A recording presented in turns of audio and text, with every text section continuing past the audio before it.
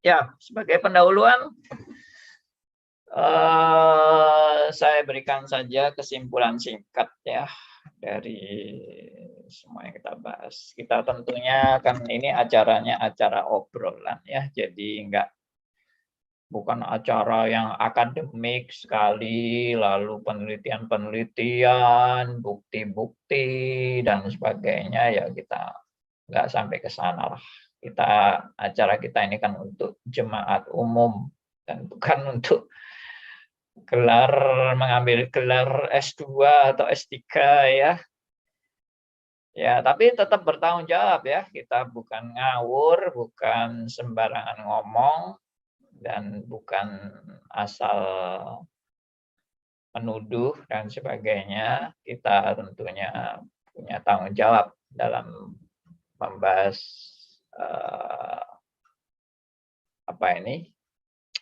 topik kita, yaitu karismatik, Pentakosta, Injili, dan Reform.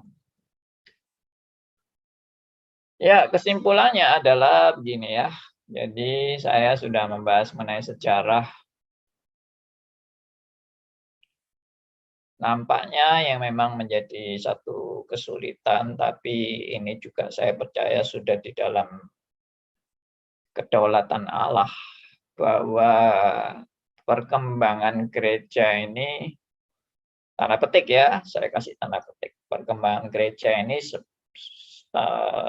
perkembangan yang tanda petik tidak terkendali. Nah, ini saya sudah bahas minggu lalu tentang tidak terkendali ini, karena zaman sekarang ini semua orang boleh bikin gereja, semua orang boleh meyakini keyakinannya masing-masing, dan semua orang berhak mengklaim saya dapat dari Tuhan, atau saya disuruh Tuhan, atau saya dikunjungi Tuhan, atau ya macam-macam lah itu. Klaim-klaim bahwa orang itu punya hak untuk memang saya bikin ini, bikin itu karena Tuhan yang nyuruh. Khususnya kalau kaitan kita, topik kita ini kan bikin gereja atau bikin suatu aliran atau keyakinan atau ajaran, ya karena saya yakin itu saya dapat dari Tuhan. Ya, oke. Tentu yang pertama sih. Dan tentunya sulit kan dengan keadaan yang tanda petik tak terkendali ini, maksudnya sulit itu siapa yang berhak untuk melarang seorang yang mengaku dirinya hamba Tuhan, entah dari aliran apapun, gereja apapun, untuk dia mau mengajar atau dia mau mendirikan gereja atau mau membuat suatu aliran yang dia yakini itu adalah kebenaran. Nah, tanda petiknya ini sampai benar-benar tidak ada batasan yang jelas, karena kalau kita menganggapnya itu bidat, tapi mereka tidak menganggap mereka bidat, seperti contohnya Mormon, Saksi Yehova, ya sekarang ada gereja Tuhan yang Maha Kuasa atau Allah yang Maha Kuasa, ya itu semua mengklaim ya ini adalah suatu yang berasal dari Tuhan. Saya yakin nggak ada bidat yang bilang ini bukan dari Tuhan, ini dari setan, kecuali mungkin gereja setan ya. Itu terang-terang ngaku mereka dapat dari Tuhan, dari setan. Ya, itu keadaan sekarang, Saudara ya. Bahkan saking bingungnya keadaan sekarang ini, sampai jemaat pun Jemaat pun juga bingung, bahkan hamba Tuhan pun bingung. Bahkan sampai orang zaman sekarang ini nggak berani untuk menghakimi, alias tidak berani untuk menyatakan, oh itu tidak benar itu, oh itu sesat itu, atau oh itu sudah menyimpang itu, nggak berani karena takut, ya takut kalau saya mengatakan itu, saya berarti saya sudah menghakimi, ya hamba Tuhan itu, atau saya sudah kelewatan begitu menilai dia, itu bukan hak saya. Siapa tahu itu betul-betul dari Tuhan, misalnya gitu ya, sehingga nggak berani. Nah, itulah keadaan sekarang yang menurut saya ini justru bukan membanggakan, tetapi memprihatinkan sebetulnya. Ya, di satu pihak, wah kita bangga karena kekristenan berkembang dengan luar biasa, tapi juga tanda petik kita tidak bisa berbangga kalau melihat para bidat pun juga berkembang luar biasa. Seperti contohnya yang saya pernah kasih tahu di kuliah bidat tentang gereja Tuhan yang Maha Kuasa itu, atau Allah yang Maha Kuasa itu, sudah anggotanya sudah jutaan ya. Saya nggak begitu jelas kira-kira sekarang sudah berapa juta. Tapi perkembangannya sangat hebat dan mereka juga karyanya juga hebat-hebat. Mereka buat film-film dan film-filmnya itu bukan film murahan ya. Filmnya itu film yang cukup, boleh dikata produksinya itu cukup bagus, itu film-film mereka itu. Profesional lah. Nah, itu sebetulnya kan itu menyedihkan ya. Itu bukan membanggakan sih, perkembangan-perkembangan seperti itu. Lalu yang berikutnya adalah yang kita juga perlu sadari dalam perkembangan-perkembangan ini adalah nggak seperti zaman yang lalu ya. Zaman lalu itu zaman, ya saya flashback sedikit, bukan sedikit, cukup banyak flashback ke belakang, yaitu di zaman nabi-nabi. Zaman nabi-nabi itu ada yang unik ya. Sebetulnya mirip dengan apa yang tadi saya katakan, yaitu nabi dan nabi itu tidak ada yang mengontrol, saudara. Saudara pernah renungkan nggak kehadiran nabi? Misalnya munculnya Nabi Musa. Siapa yang mengontrol Nabi Musa? Munculnya Nabi Yesaya, munculnya Nabi Hosea, ya, dan seterusnya lah. Banyak, nah semua nabi. Tidak ada nabi yang, nah tidak ada nabi dengan nabi. Ini nabi-nabi yang benar loh ya, nabi-nabi yang benar. Saya tidak bilang nabi palsu. Nabi-nabi yang benar ini nggak pernah loh ada yang ngatur, maksudnya. Lu harus ikuti peraturan yang gua buat ya. Kecuali memang ada penerus yang generasinya dekat ya, misalnya Elia diteruskan oleh Elisa. Nah, itu antara Elia dan Elisa itu ya ada sedikit-sedikit pernah hubungan dan ada relasi, meskipun juga enggak secara organisatoris itu diatur dengan harus mutlak tunduk, itu enggak. Karena apa? Karena saya melihat nabi-nabi itu semua punya otoritas yang datang dari Tuhan. Mereka tidak pernah ada yang ngatur, tidak ada yang berotoritas dalam diri mereka, tapi tentunya kita tahu Tuhan yang memimpin. Nah, lalu bedanya dengan yang sekarang apa? Sekarang banyak pendeta-pendeta kan juga ngaku dipilih Tuhan kan? Gua diangkat Tuhan kan? Gua juga didatangi Tuhan kan?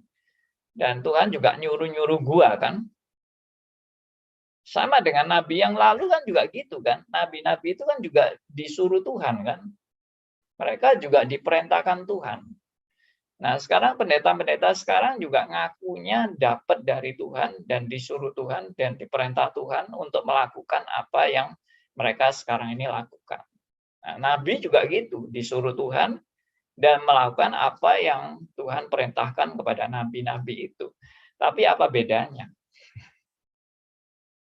Apa bedanya? Nabi-nabi yang dulu yang disuruh Tuhan dengan pendeta-pendeta sekarang yang ngaku disuruh Tuhan. Apa bedanya? Nah, dengan saya bertanya ini mungkin saudara agak peka ya, atau mulai mikir kan, oh ya sama-sama disuruh Tuhan kan, nabi juga disuruh Tuhan, pendeta sekarang juga disuruh Tuhan, gitu. Tapi apa bedanya? Nah, saya kira Anda sudah langsung bisa menjawab. Silakan yang menjawab, Pak Aryo. Saya Pak, Hmm. nggak ada konsekuensinya belas. Kalau di zaman Israel, waduh, gampang banget untuk dilempari batu. Betul. Salah satu bedanya adalah kalau zaman sekarang hampir sudah tidak ada konsekuensinya. Jadi kalau zaman dulu jangan main-main ya, lu ngomong disuruh Tuhan itu kalau lu nggak benar habis kamu ya, bisa dilempari batu sampai mati kamu kalau kamu ngomong nggak benar. Kalau orang zaman sekarang ya ngawur saja. Ngawur saja umatnya tetap tidak bergeming kok umatnya. Ngawur loh, ngawur atau kriminal ngawur, ngerampok, ya tidak ada konsekuensinya apa-apa. Maksudnya umatnya setia terus kok. Ya, didukung sama umatnya terus ya. Oke. Jadi unik sebetulnya memang. Kalau zaman dulu itu, begitu ketahuan palsu langsung dihabisin sudah. Tapi juga ada loh ya nabi-nabi palsu yang didukung oleh raja-raja yang memang suka dengar nabi palsu ya. Karena raja-raja yang tanda petik itu raja yang lalim ya, dia lebih senang dengar nabi palsu daripada nabi asli. Kenapa? Karena nabi asli itu kalau ngomong nggak enak, kupingnya merah semua ya, atau langsung dikritik habis rajanya. Waduh, langsung mungkin kalau rajanya lagi marah ya disuruh tangkap, nabinya dibunuh gitu bisa-bisa. Ya, tapi kalau nabi palsu juga bisa dipelihara raja ya, dipelihara raja karena nabi palsu selalu omongannya menyenangkan raja itu. Jadi kalau sekarang ya memang nggak ada risiko memang. Tapi kalau dulu peraturannya jelas ya. Kalau ketahuan dia ngomong yang nggak benar, dia itu nabi palsu dan nabi palsu harus hukumnya itu harus dilempari batu sampai mati. Kalau sekarang sudah tidak ada ya kayak gitu. Biarpun palsu pun Pak Aryo tadi bilang tetap diterima oleh umatnya dengan baik. Oke ya. Ya karena mungkin orang zaman sekarang ini baik-baik semua atau memang sudah tidak bisa membedakan mana yang benar dan tidak benar karena pokoknya yang penting gua dapat berkat gitu.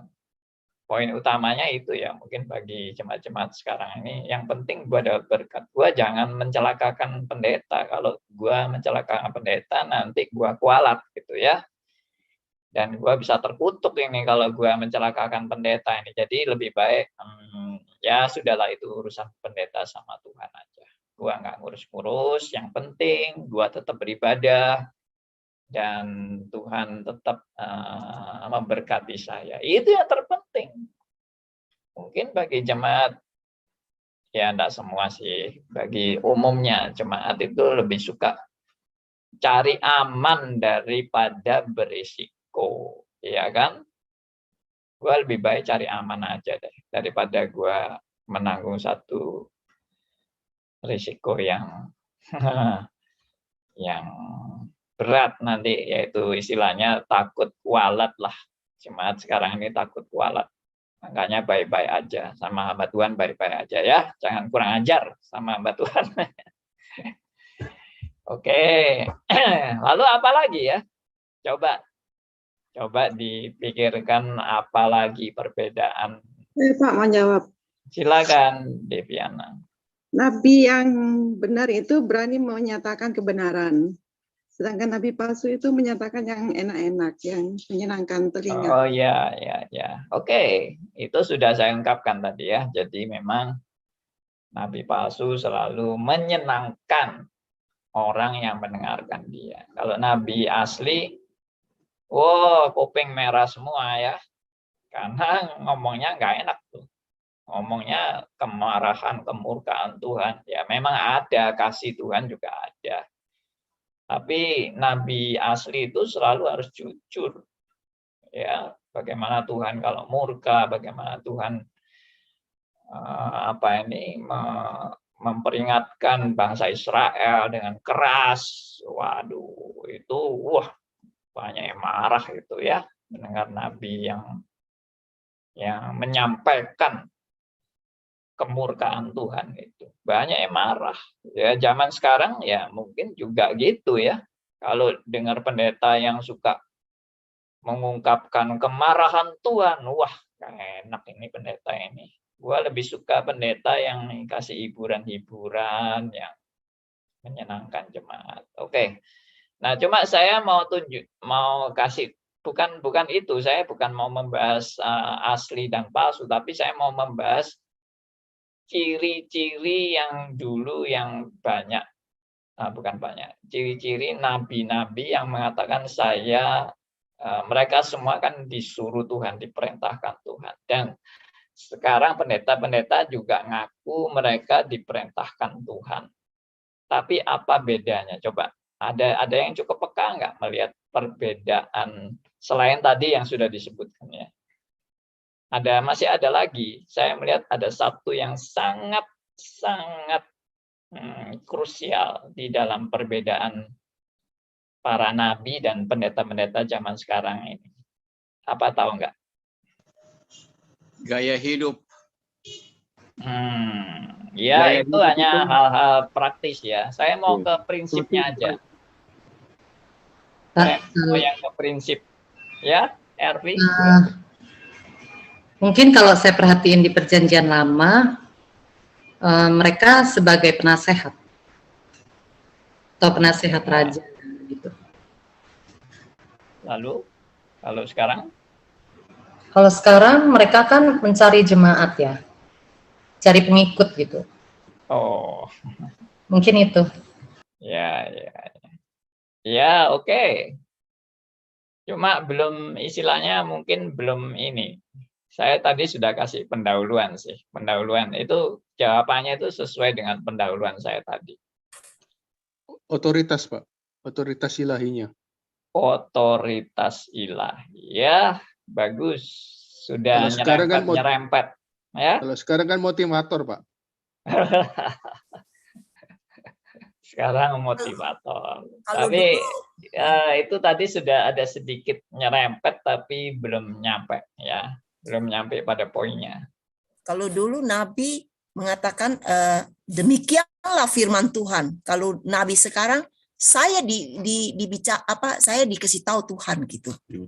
Jadi ini Nabi yang Perjanjian Lama itu betul-betul mereka demikianlah firman Tuhan, berarti itu langsung. Kalau yang sekarang itu tidak langsung karena mereka yang mengatakan sendiri Tuhan berfirman kepada saya loh gitu. Ya, cuma belum nyampe. Coba yang ingat tadi pendahuluan saya. Saya ngomong apa tadi di pendahuluan? Nggak ingat, sudah tidak ikut tadi. Oke ya, sudah ya. Saya yang jawab sekarang. Perhatikan ya, nabi satu dengan yang lain itu hampir boleh dikata tidak pernah mereka saling bertemu gitu loh. Saling bertemu itu di satu zaman itu ada sih yang di zaman yang sama ada, tapi istilahnya nggak berunding gitu loh. Mereka itu nggak berunding. Ayo kita sama-sama menggarap ini bangsa pilihan Tuhan yang bandel ini. Ayo kira-kira menurut kamu bagaimana? Menurut saya bagaimana? Nah, misalnya berunding gitu ya supaya sejalan gitu loh. Nabi-nabi itu nggak pernah rapat bersama dan tidak pernah berunding bersama, tapi ada cirinya, yaitu apa? Mereka selalu sejalan, sinkron. Artinya enggak pernah nabi dengan nabi itu terus masing-masing ngaku disuruh Tuhan, tapi saling bertolak belakang. Itu enggak pernah. Ya, misalnya antara Yesaya sama Yeremia. Oh, gua disuruh Tuhan gini, lo enggak, gua gini. Wah, lu ngawur lu itu, Tuhanmu itu salah. Ya toh. Enggak seperti itu. Itu selalu sejalan, selalu sinkron. Nah, kalau sekarang bagaimana? Yang ngaku-ngaku disuruh Tuhan ini sekarang ini bagaimana? Amburadul. Kalau reform selalu sejalan, Pak, dengan Ya, enggak, saya bilang Lalu yang orang yang palsu ngaku-ngaku disuruh Tuhan zaman sekarang. bisa beda-beda. Yang satu bilang naik turun surga, yang satu lain lagi gitu. Ya. Kenyataannya fakta ya, saya bicara fakta. Ternyata orang-orang yang ngaku sekarang disuruh-suruh Tuhan ini, ternyata mereka itu justru saling bertolak belakang. Ya memang ada yang sama sih, tapi tidak sedikit yang masing-masing ngaku disuruh Tuhan, tapi saling bertolak belakang, saling bertentangan. Bukan berbeda aja loh ya, bukan berbeda aja, tapi betul-betul bertentangan. Padahal semua ngaku disuruh Tuhan. Nah, berarti Tuhannya itu Tuhan yang mana gitu. Tuhan yang nyuruh mereka itu Tuhan yang mana, itu yang perlu dipertanyakan. Tapi kalau nabi-nabi asli nggak ada yang Tuhannya ngawur gitu atau Tuhannya nyuruh yang ngaco, yang saling bertolak belakang begitu. Nggak ada, karena semua itu sinkron dan fokusnya juga sinkron. Fokusnya itu sejalan. Mereka selalu teosentris. Ya, teosentris itu berpusat pada Allah. Dan untuk kemuliaan bagi Allah dan untuk menggenapi rencana Allah. Jadi skenarionya itu jelas kalau nabi-nabi yang di Perjanjian Lama ya, skenarionya itu dari Allah. Ya, mereka hanya menuruti apa yang menjadi maunya Allah. Nah, kalau yang sekarang ini semua bilang memang aku juga maunya nuruti Allah, tapi ternyata Allahnya itu kok bisa saling bertolak belakang ya. Nah, itu yang menjadi pertanyaan. Contoh ya, contoh. Saya sendiri ngalami kan, zaman saya waktu masih ikut karismatik, saya mengikuti seorang pendeta. Ya, saya tidak mau menyebut namanya karena mungkin di Indonesia dianggap kurang etis ya, nyebut nama itu. Jadi tidak usah sebut nama, dan secara mungkin yang tahu ya biar tahu, yang nggak tahu ya biar nggak tahu. Nah, pendeta ini ngajari saya, seperti saya pernah sharing ya, saya itu kalau memang mau beriman kepada Tuhan, saya kalau sakit, saya cukup berdoa dan tidak usah makan obat. Karena Tuhan itu mampu menyembuhkan. Dan dia bilang ini perintah dari Tuhan. Kalau kamu memang percaya bahwa Tuhan bisa menyembuhkan kamu, cukup berdoa dan tidak usah minum obat dan apalagi ke dokter. dokter itu dianggap haram deh. Itu waktu itu saya ikut karismatik model yang saya ikuti, dan bagi saya sangat logis apa yang diomongkan itu. Kalau kita percaya kepada Tuhan yang mampu menyembuhkan, ya Tuhan pasti maha kuasa kan, dan pasti mampu menyembuhkan kan. Dan kalau saya sudah minta sama Tuhan, Tuhan tolong sembuhkan saya, lalu saya masih makan obat, itu sama aja dengan saya memuntahkan kata-kata saya kembali. Jadi saya sudah minta tolong sama Tuhan, terus habis saya minta tolong, oh sorry ya Tuhan, saya masih ada percaya sama obat sih. Jadi habis ini saya makan obat, maaf ya. Tuhan jangan marah ya. Nah, itu tidak konsisten. Bagi saya kalau konsisten, Anda sudah berdoa sama Tuhan, minta disembuhkan, jangan minum obat. Percayalah bahwa Tuhan pasti mampu untuk menyembuhkan kamu. Dan itu saya praktekkan. Saya tidak meminum obat. Dan herannya saya mengalami kesembuhan. Hebat sekali. Ya, saya amini kata-kata pendeta itu, dan saya lakukan kata-kata pendeta itu, dan saya mengalami kesembuhan. Saya ini dulu, ya kenapa kok saya yakin itu saya memang betul-betul sembuh, karena saya dulu itu orang yang suka sakit. Sebulan pasti sakit. Sebulan sekali saya pasti sakit. Dan lemari saya seperti apotek ya, semua obat itu ada. Jadi nanti sakit ini ada obatnya, sakit ini ada obatnya, sakit ini ada obatnya, lengkap. Ya, itu keadaan saya dulu. Tapi setelah saya jadi ikut ini karismatik ini, saya akhirnya nggak mau minum obat sama sekali. Obatnya saya buang semua.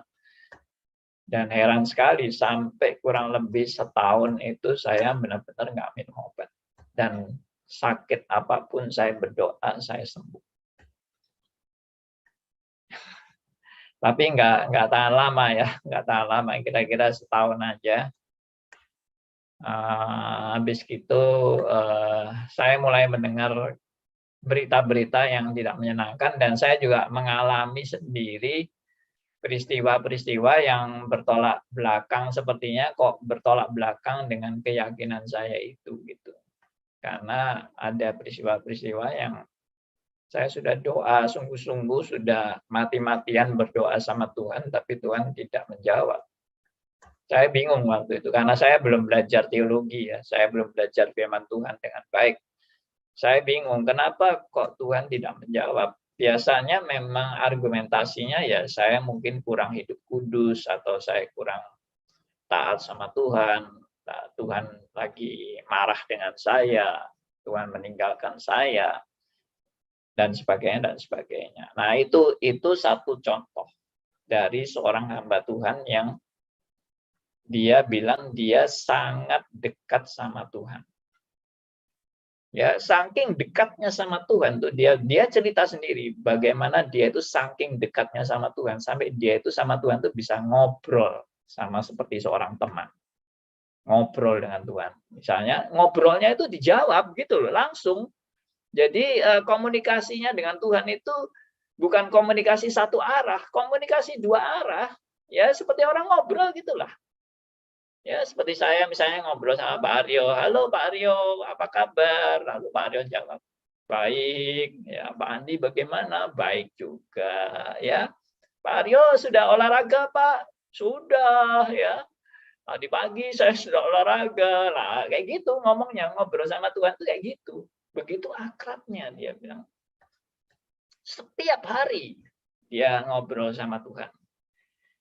Dan setiap hari Tuhan itu menyatakan kehendaknya dan keinginannya, dan dia taat kepada apa yang Tuhan mau. Itu ya. Omong kongkonya juga sangat informal, Pak. Misalkan sedang bermain kucing atau anjing dengan Tuhan gitu. Iya, betul. Kebangetan. Informal banget. Oke. Tapi itu dia saksikan. Saya tidak bohong, saudara ya. Saya simpen kasetnya dia. Banyak sekali kasetnya. Ya, tapi sekarang saya sudah ya buang mungkin ya. Nggak tahu di mana sudah kasetnya itu.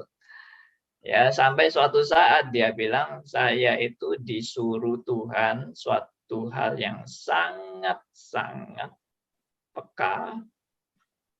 Dan saya yakin kalau saya melakukan itu, semua saudara-saudara atau jemaatnya itu ya, semua saudara-saudara yang mendengarkan khotbah saya ini pasti membenci saya. Dia bilang gitu. Tapi kan jemaatnya terheran-heran, toh apa Tuhan mau nyuruh apa ini kok katanya. Terus dia bilang, dia bergumul, Tuhan aku nggak mau lakukan itu karena nanti semua orang benci sama saya. Lalu Tuhan bilang, kamu mau pilih mana, dibenci Allah atau dibenci manusia? Langsung dia bertobat, oh ya Tuhan maaf, saya tidak boleh takut dibenci manusia, saya harus lebih takut dibenci oleh Allah. Jadi saya mau taat kepadamu. Ya oke, taatilah perintah saya. Akhirnya singkat cerita apa yang dia lakukan? Dia disuruh Tuhan menceraikan istrinya. Dan itu dia lakukan. Benar-benar dia lakukan. Sampai jemaat semua kaget semua.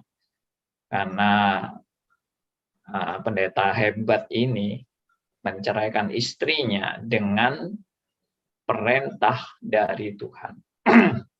Lalu ada yang protes jemaatnya kan, wah mana mungkin itu Pak, kayak gitu itu. Ya, lalu dia bilang, apa yang tidak mungkin bagi manusia, mungkin bagi Allah. Ya, Pak. Itu. Lalu ada yang bilang lagi, waduh Pak, itu sudah tidak masuk akal sama sekali, itu bukan akal sehat. Nah, lalu dia bilang, demikianlah pikiranku bukan pikiranmu, ya jalanku bukan jalanmu, sejauh timur dari barat, ya dan sebagainya, ya itulah pikiranmu dan pikiranku, ya itu. Lalu wah Pak, masa ini sesuai dengan firman Tuhan toh Pak? Lah buktinya Hosea saja juga disuruh kawin dengan pelacur, ya itu kan juga tidak akal sehat toh. Itu juga bagaimana itu firman Tuhan kok menyuruh nabi kawin dengan pelacur, ya akhirnya sudah jemaatnya ya kalah pinter lah sama pendetanya, dan pendetanya menceraikan istrinya, dan beberapa lama lagi dia menikah lagi dengan salah seorang jemaatnya dia. Ya, ini contoh sih, tapi saya tidak katakan bahwa semua karismatik itu seperti ini, juga tidak, ya. Tidak, cuma yang saya katakan tadi itu cukup banyak yang merasa disuruh Tuhan, tapi satu dengan yang lain itu bertolak belakang. Akhirnya kan jemaatnya juga bingung ya, yang benar-benar disuruh Tuhan tuh yang mana? Lalu ada yang bilang ya harus diuji lah, kita kan punya akal sehat, kita punya akal budi, kita juga punya standar firman, kita harus menguji ya. Tapi yang saya juga mau tanyakan adalah sampai di mana jemaat punya kemampuan menguji hamba Tuhannya. Karena jujur saja, zaman kita ini kan zaman kalau jemaat melihat hamba Tuhan itu figur yang sangat sakral ya, dan sangat harus dihormati, dan tidak boleh jemaat itu berpikir yang tidak tentang hamba Tuhannya. Itu nanti yaitu takut kualat itu kan, takut dikutuk gitu. Dan jadi hamba Tuhan itu selalu benar.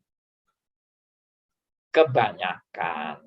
Cuma ada tanda petik ya. Ini tanda petik lagi. Saya banyak kasih tanda petik sih. Cuma ada hamba Tuhan yang kelihatan ya istilahnya sial lah gitu loh. Sial itu hamba Tuhan, kalau sial itu ketahuan kebobrokannya yang sudah disimpan berpuluh-puluh tahun, itu ketahuan bobroknya, lalu sampai expose dengan media dan sebagainya, wah itu sudah tidak bisa lari kalau itu.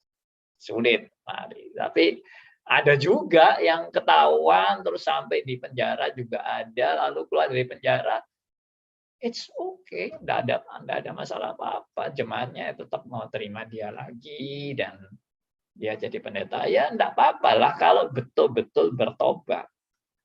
Betul-betul bertobat, betul-betul kembali ke jalan yang benar, karena Tuhan juga Maha Pengampun, ya, Maha Pengasih, Penyayang. Ya, bagi saya itu bukan menutup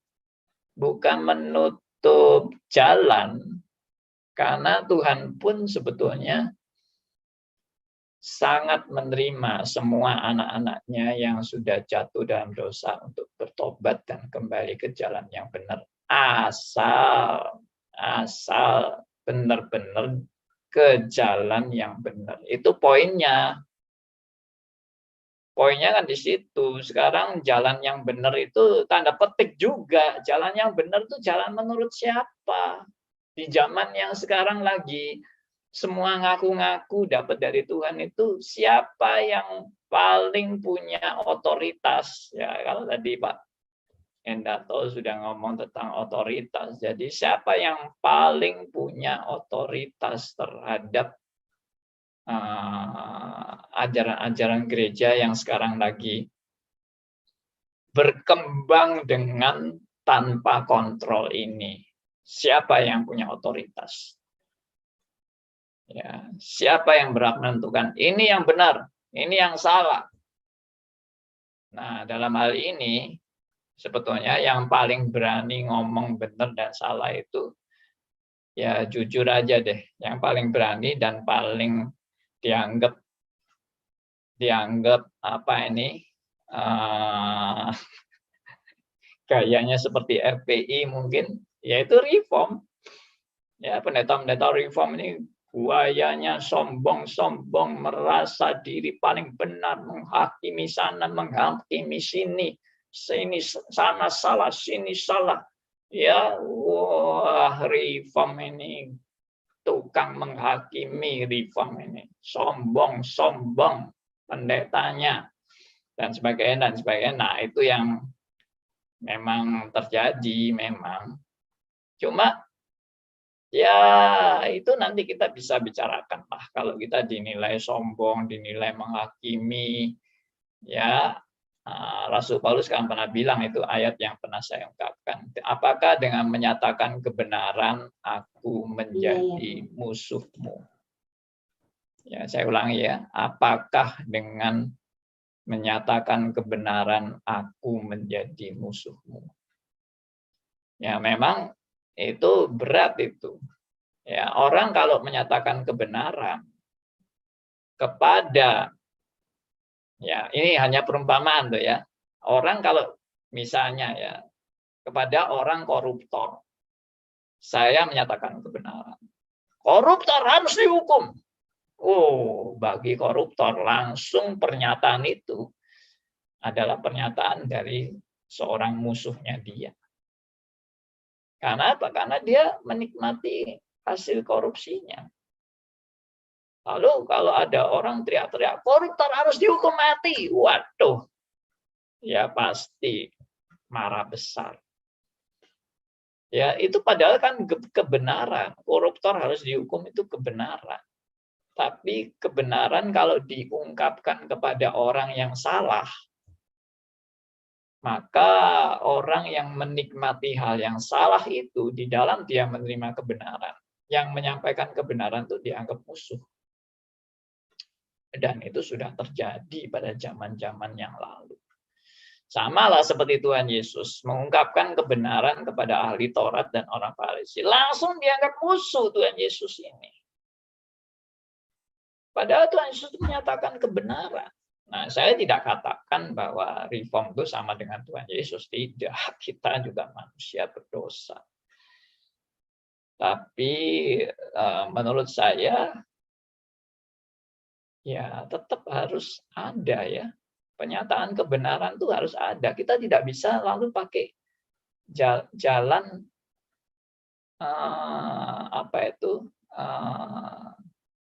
play safe ya, ya toh, bermain aman. Kita tidak bisa pakai jalan ya, yang penting aku bermain aman saja deh, supaya aku nggak dimusuhi orang, ya aku bermain aman saja. Nah itu juga tanda tanya, benarkah sikap bermain aman? Karena ya orang-orang yang menyatakan kebenaran ini seringkali dituduh yaitu tadi, kamu menghakimi, kamu sok benar, ya kamu itu bergaya mau menjadi Allah, itu seolah-olah kamu mau jadi Allah. Nah itu tentunya tidak ya. Saya juga tidak membenarkan orang yang sok benar. Saya tidak membenarkan orang yang berperan sebagai Allah. Itu tidak benar, sama sekali tidak benar. Jadi kalau orang reform itu menyatakan suatu kebenaran, bukan berarti dia lebih benar dari yang tidak benar. Bukan. Orang reform itu sama-sama orang berdosa. Sama-sama orang tidak layak. Sama-sama orang yang sepatutnya binasa. Itu orang reform. Tapi kalau dia menyatakan kebenaran, ini kalau betul-betul kebenaran loh ya, bukan orang reform yang sok-sokan dan ngomongnya omong kosong, ya itu lain lagi. Tapi kalau dia memang betul-betul menyatakan suatu kebenaran yang sejati, itu bukan karena dia mau menghakimi, tetapi karena dia mau sharing berkat. Sharing berkat. Dan kalau sharing berkat ini disalahpahami sebagai penghakiman, ya sok benar, merasa diri lebih hebat dari yang lain. Nah, itu adalah suatu ekses, ya, suatu ekses. Saya juga tidak setuju orang-orang reform merasa dirinya paling benar. Enggak, kita tidak boleh merasa diri kita paling benar. Kita tetap sama-sama orang berdosa dan tidak layak di hadapan Allah. Namun, aku boleh mendapat kasih karunia Allah untuk mengenal kebenaran. Karena itu aku rindu membagikan kebenaran ini kepada mereka yang belum mengenal kebenaran. Aku mau bagikan. Tapi kalau orang-orang yang belum mengenal kebenaran ini, di dalam dibagikan kebenaran lalu mereka menolak, dan mereka memaki-maki orang yang mau membagikan kebenaran, ya itu satu konsekuensi. Ya. Kita ditolak juga nggak masalah, diterima kita juga bersyukur, seharusnya begitu. Tapi apakah saya bicara seperti ini seolah-olah reform itu yang paling hebat, dan reform itu yang paling mengenal kebenaran? Nah, nanti dulu, jangan salah paham, karena saya sudah mengkonfirmasi arti reform dalam sesi-sesi sebelumnya. Jadi arti reform itu bukan suatu aliran atau bukan suatu nama gereja reform. Saya lebih menangkap reform itu sebagai satu spirit atau semangat untuk kembali kepada Alkitab. Back to the Bible. Jadi yang berhak memakai nama reform itu bukan orang gereja reform. Orang yang bergereja dengan dengan papan nama gereja reform, itulah yang paling berhak ngomong tentang kebenaran. No. Ya, saya tidak mengatakan begitu. Tapi orang yang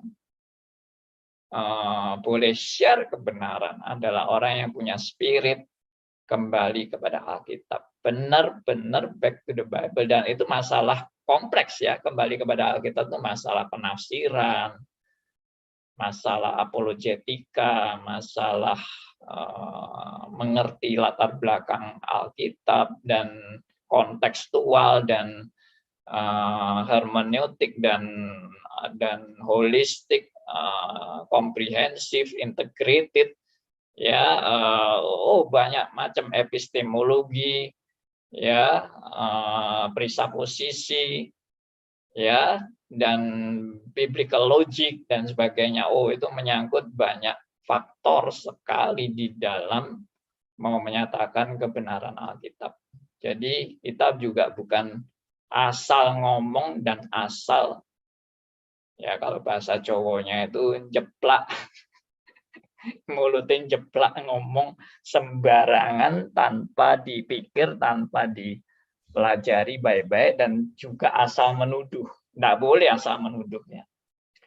Saya juga tidak katakan bahwa orang-orang karismatik itu semua orang-orang masuk neraka. Tidak boleh mengatakan begitu. Karena saya dulu juga orang karismatik. Ya, saya juga dari sana. Dan saya percaya waktu saya di karismatik, saya sudah diselamatkan Tuhan.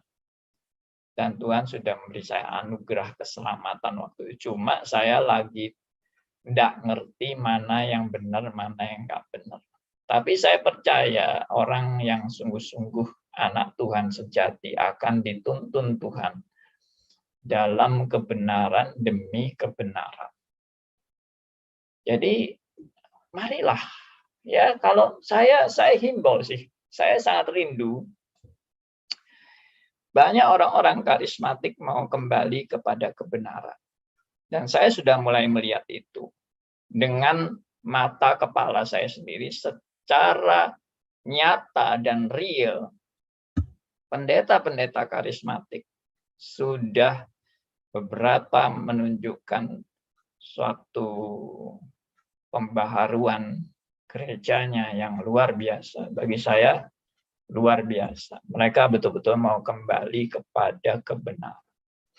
Nah, saya bersyukur dan saya terus berdoa agar spirit reform ini bukan hanya dimiliki oleh gereja reform dan orang-orang yang sekolah teologi reform, tapi spirit reform ini dimiliki oleh semua anak-anak Tuhan. Ya, seharusnya itu.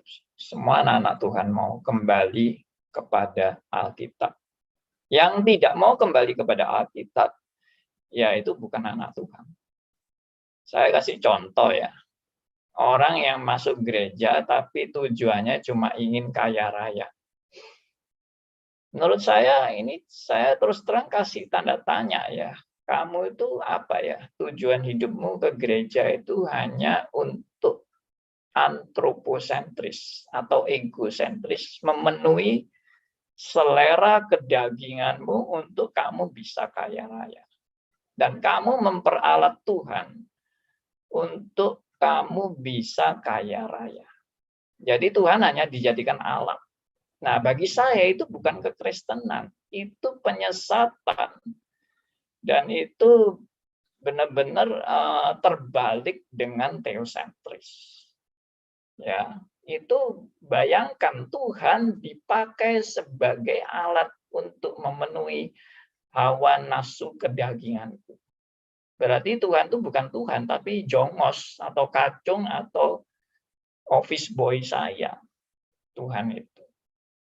Nah, kalau saya sadar saya punya Tuhan, dan Tuhan yang saya layani adalah Raja segala raja, berarti saya harus menuruti apa yang Tuhan mau. Bukan Tuhan harus menuruti apa yang saya mau. Saya yang harus menuruti apa yang Tuhan mau. Karena dialah Raja segala raja. Dan kalau saya mau menuruti apa yang Tuhan mau, saya harus mau belajar apa yang Tuhan mau. Jangan saya menafsirkan apa yang Tuhan mau menurut kemauan saya. Itu bukan apa yang Tuhan mau. Seperti saya tadi kasih contoh nabi-nabi itu.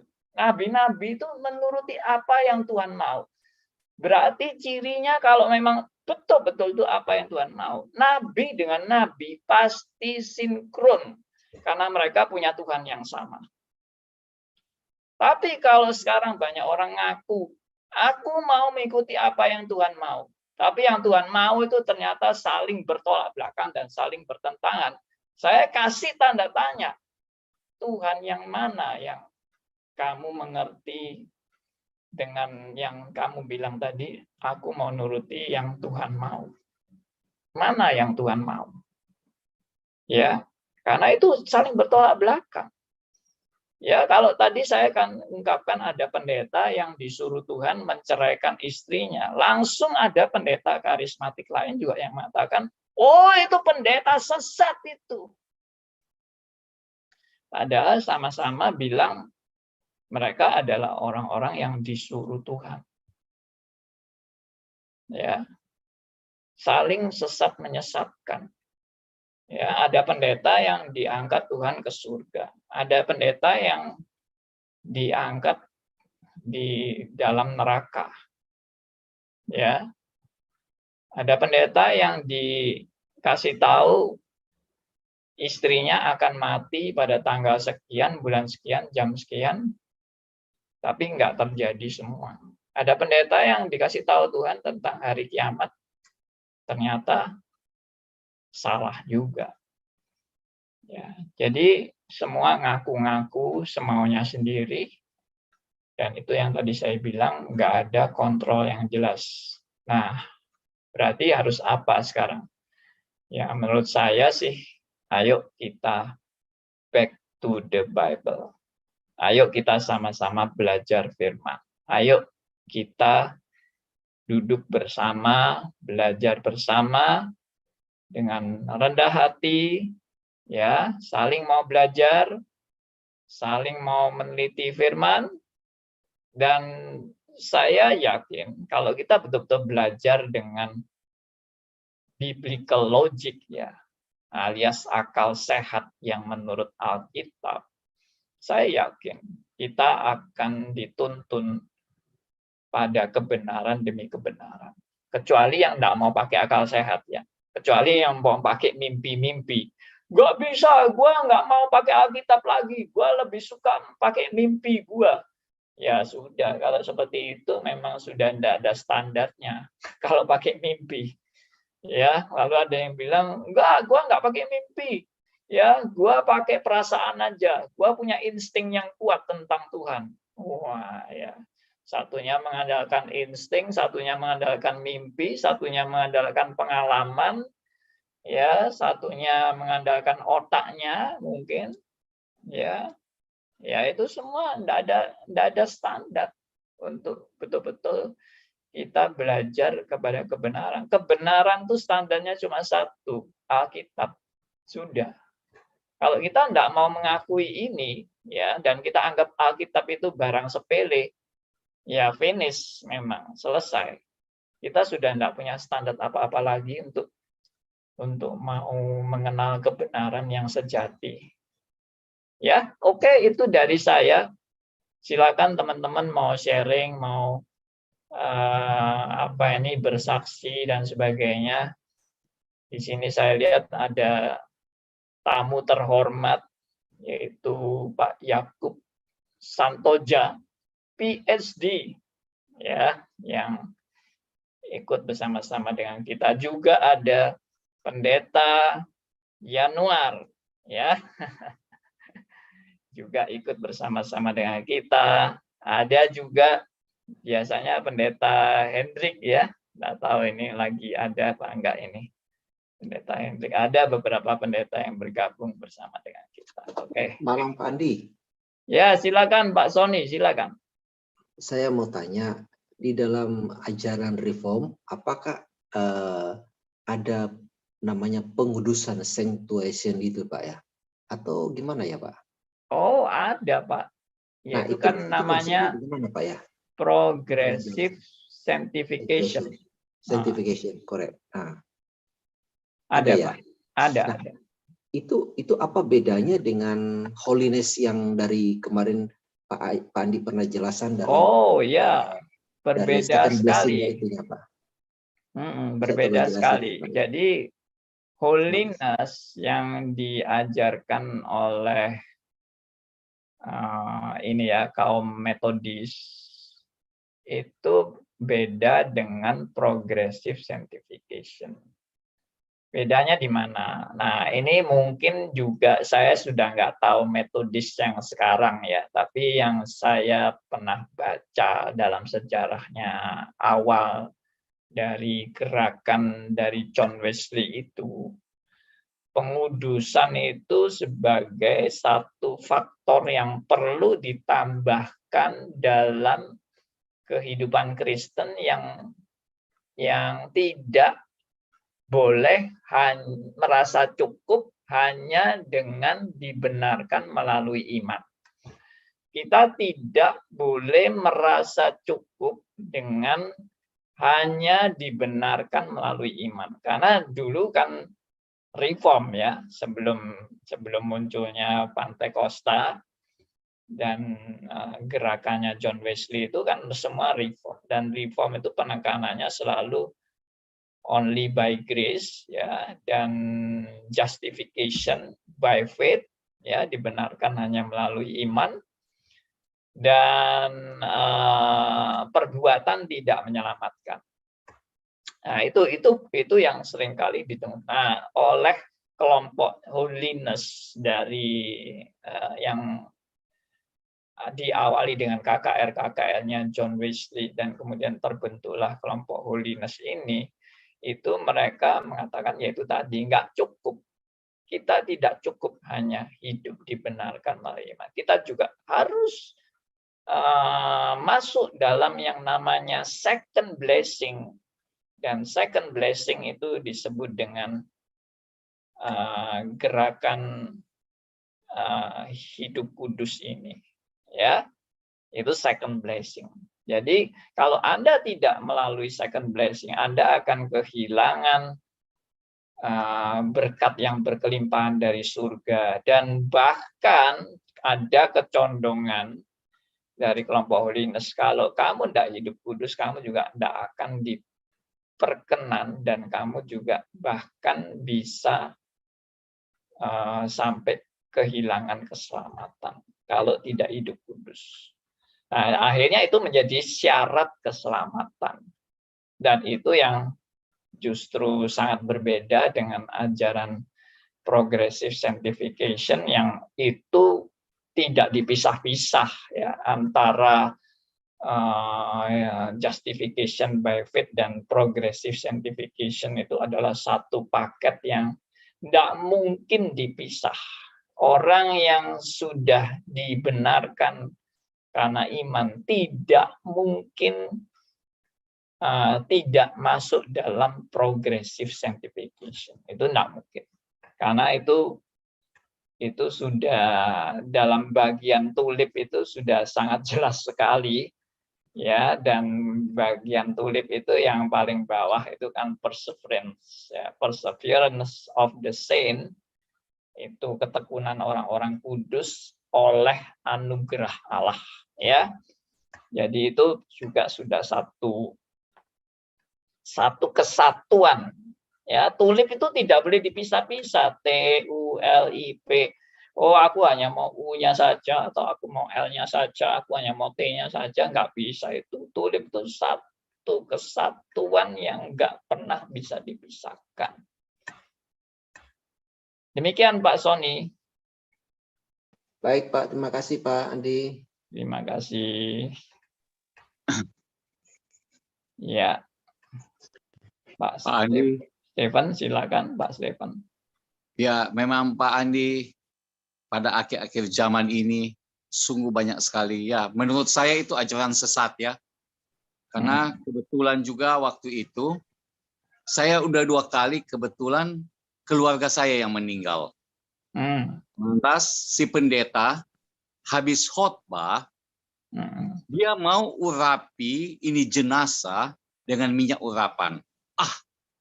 Dan dia kasih komentar yang mana mungkin ini udah banyak yang tahu ya mengenai minyak urapan, yang mana di jenazah yang pernah diurapi dengan minyak urapan, ada yang 2 tahun, ada yang 9 tahun, pada saat mau pindah kuburnya ini, jenazahnya masih utuh, bahkan kembang yang ada di dalam jenazah itu, di dalam peti, masih utuh.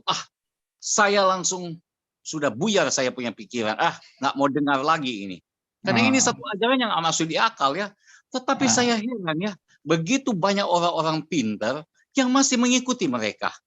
Seandainya ini anak saya atau papa saya atau siapa, ini udah jadi jenazah, apa kita mau bawa pulang di rumah? Sebenarnya ini kan satu pertanyaan, di mana roh dia? Di mana dia? Ini bangga-banggakan dengan jenazah. Ini. Kedua kali, saya juga keluarga saya, jemaat dia, pas meninggal. Semua itu, wah suka amin, amin, amin.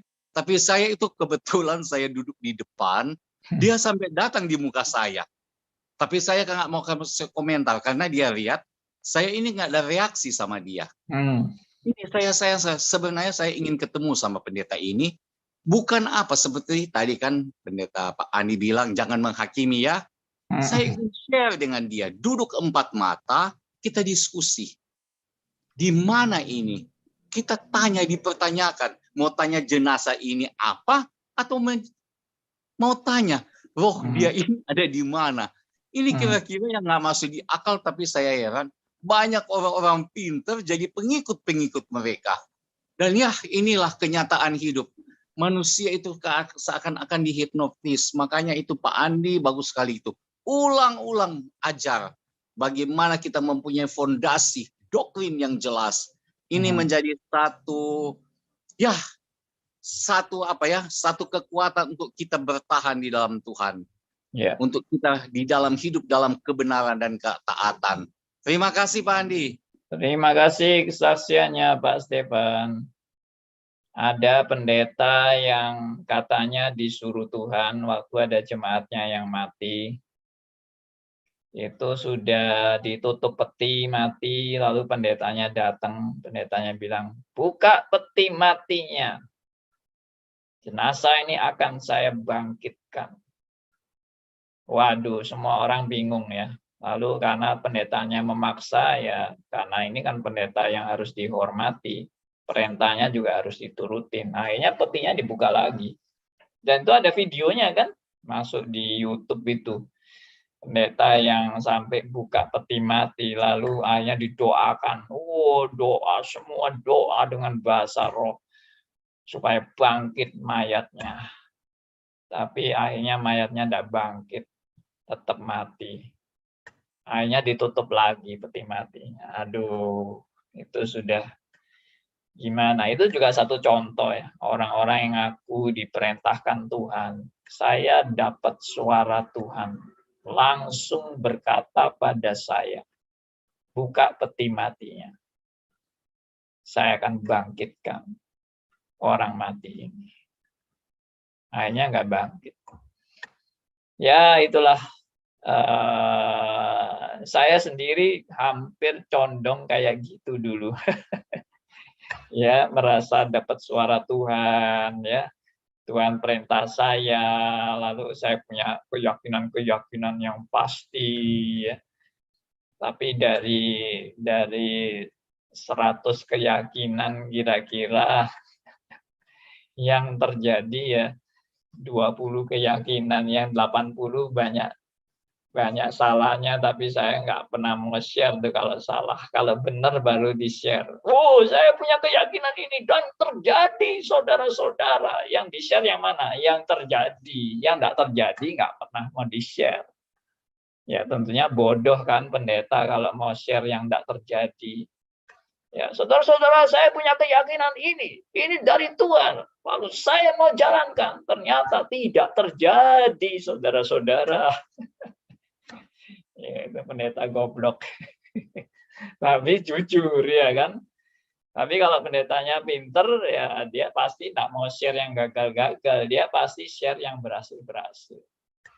Ya, saya doakan jemaat. Engkau 1 tahun lagi bisnismu akan sukses, kaya raya. Dan ternyata benar ya. 1 tahun lagi jemaatnya itu kaya raya. Langsung disuruh bersaksi pasti. Tapi kalau misalnya jemaatnya gagal, nggak kaya raya, malah tambah jatuh miskin, pasti nggak boleh bersaksi. Ya toh, pasti itu nggak akan diundang. Yang diundang ya yang berhasil. Ya, dan itu semua nubuat-nubuat seperti itu kan 50-50. Misalnya saya menubuatkan seorang, ya kamu anak pinter ya, besok kamu akan dipakai Tuhan secara luar biasa. Loh, kata-kata itu kan 50-50 kan. 50-50 itu maksudnya bisa 50% benar, 50% salah. Ya, tapi ternyata dia betul-betul dipakai luar biasa. Oh, langsung nubuat saya kan terjadi kan. Ya, saya juga menubuatkan ini, ada baru teman yang lagi ada masalah kan. Yang jadi tersangka itu. Lalu saya sudah menubuatkan, nanti lihat aja, pasti kamu akan dibebaskan. Ternyata benar dibebaskan. Sampai nubuat saya itu saya copy paste ya. Ini lihat nih, saya dari awal sudah ngomong pasti terjadi. Sekarang terjadi. Itu saya hanya bergurau saja. Tapi itu ya saya tidak pernah menganggap saya ini nabi, lalu omongan saya pasti benar ya. Karena semua itu ya 50-50. Kalau saya ngomong A, bisa nggak A, bisa A. Itu ya wajar lah kayak gitu. Semua orang juga bisa. Ya. Orang sakit, sembuh dari sakit. Ya 50-50 kan. Dia memang betul-betul bisa sembuh, tapi dia bisa mati. Kalau dia mati, jawabannya apa? Ya, coba ada yang mau kasih pendapat. Kalau pendetanya bilang, sembuh dari penyakit. Ternyata akhirnya mati. Kira-kira jawabannya apa kalau mati?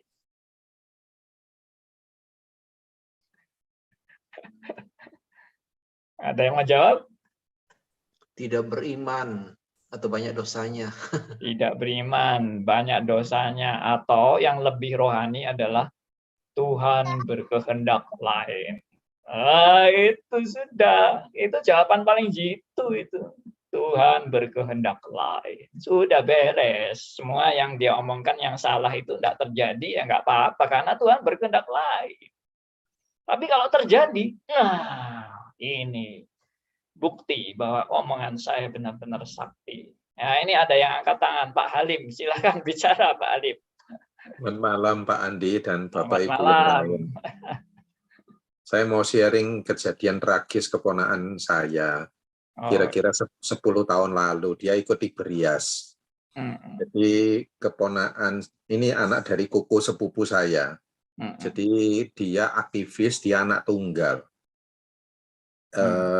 Ketika dia menikah lebih kurang ya 10 tahun lalu, baik-baik keponakan saya ini, terus suatu ketika anaknya itu belum usia 1 tahun, istrinya itu sakit berat. Terus tim gereja itu melarang dia ke rumah sakit.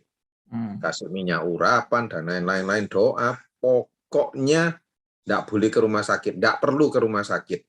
Akhirnya mendekati meninggal, istri ini dibawa ke rumah sakit akhirnya oleh sang suami. Terus kemudian akhirnya meninggal.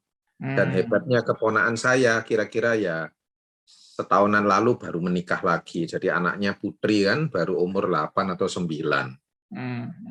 Nah, ketika peringatan 1000 hari meninggalnya, itu di rumahnya, kan ya rumahnya 3 lantai ya Pak Andi. Nah itu saudara sepupu yang lain yang cerita ke saya, loh saudara sepupu yang lain itu Buddha. Loh dia tanya saya, Lim itu apakah begitukah orang Kristen itu? Maksudnya apa? Ketika 1000 hari itu mereka berkumpul di rumah ya berdoa memperingati sambil dansa-dansa Pak. Sampai saya ditanyain malu saya, sampai bingung saya menjawab apa ini sama kakak, sama koko cece sepupu saya yang Buddha-Buddha sembayangan ini. Tidak bisa jawab saya. Saya bilang, enggak begitulah, ya enggak anu. Terus ketika meninggal di pemakaman pun, itu aktivis-aktivis dan pendeta dan penginjil yang lain juga wah senang ya kamu ya, istri kamu sudah menghadap Tuhan ya, apa gini-gini bla bla bla. Pak Andi pasti sudah ngerti lah. Memalukan. Terima kasih Pak Andi. Ya, terima kasih kesaksiannya ya. Memang banyak yang aneh-aneh yang terjadi ya. Ya itulah kita sebetulnya prihatin ya. Tidak boleh ke dokter sampai akhirnya meninggal. Itu juga terjadi itu pada yang saya dengar sih, pendeta yang saya dulu percaya benar omongannya itu dari Tuhan itu. Itu kalau tidak salah pernah katanya anaknya sakit gigi itu nggak boleh ke dokter sampai bengkak, sampai ya apa infeksinya menjalar kemana-mana, itu tidak boleh ke dokter. Ya, kalau nggak salah sampai bahkan meninggal ya itu. Wah itu memang parah banget. Ya Pak Sugianto silakan. Kalau kita menghadapi, kita punya misalnya gembala sidang atau pendeta yang seperti itu, kita harus bagaimana? Karena kan kalau misalnya pemahaman kita mengenai Alkitab kan masih terbatas. Iya. Nah, nanti kan mereka juga pakai ayat-ayat yang tadi Pak Andi sebut, pendeta kalau nganu selalu ada kunci ayatnya. Iya. Nah, kedua itu kalau jadi jemaat sih enak Pak, karena dia tinggal keluyur, dia keluar, dia yang ngerti, dia pulang aja, dia nggak balik lagi. Yang menjadi kesulitan adalah para aktivis. Nah, itu mesti gimana tuh Pak? Karena kalau kita kan nggak mungkin, kalau Pak Andi kan bisa ngerti semua Alkitab dan bisa menjelaskan, oh ini loh Bapak salahnya di sini, di situ. Nah, kalau posisi kita kan misalnya aktivis kan sulit itu Pak. Nah, dia kan kita anggap sebagai atasan kita gitu. Ya. Makasih Pak. Baik. Ya, pertanyaan yang memang selalu menjadi kendala dan menjadi hambatan ya tentang para aktivis yang mengikuti hamba Tuhan yang ya tadi ya contoh-contoh tadi itu bagaimana seharusnya sikap kita. Nah, saya percaya begini ya. Kita ini seringkali terbawa pada tradisi yang salah. Yaitu hamba Tuhan itu tidak mungkin bisa salah. Yaitu bagi saya sudah tradisi yang salah. Hamba Tuhan selalu benar. Tidak mungkin salah. Itu tradisi yang meracuni jemaat, yang membuat jemaat mau tidak mau taat kepada pendetanya karena memang nggak mungkin salah. Karena kenapa tidak mungkin salah? Ya karena dari Tuhan. Pendetanya itu punya otoritas dari Tuhan. Dan tidak mungkin salah. Dan tidak boleh ditentang. Ya, kemauan pendetanya, pendapat pendetanya tidak boleh dilawan. Nah itu kalau melawan ya kamu akan dikutuk Tuhan. Nah itu sudah meracuni jemaat sedemikian rupa sehingga ya istilahnya kalau bahasa Jawa itu ya merem-mereman naik, wis kita taat saja, taat membabi buta. Dari pihak pendeta memang sangat menyenangkan kalau jemaat saya itu taat membabi buta terhadap segala omongan saya, itu sangat menyenangkan dan tidak boleh memberontak kepada pimpinan atau hamba Tuhannya. Itu enak memang punya jemaat kayak gitu ya. Tapi di sisi yang lain itu kita sama dengan sudah meracuni jemaat dengan racun ketaatan yang dari setan.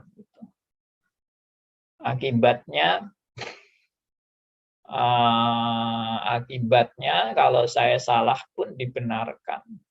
Dan itu pasti sudah jadi budaknya setan. Nah, saya sendiri pernah jadi gembala sidang.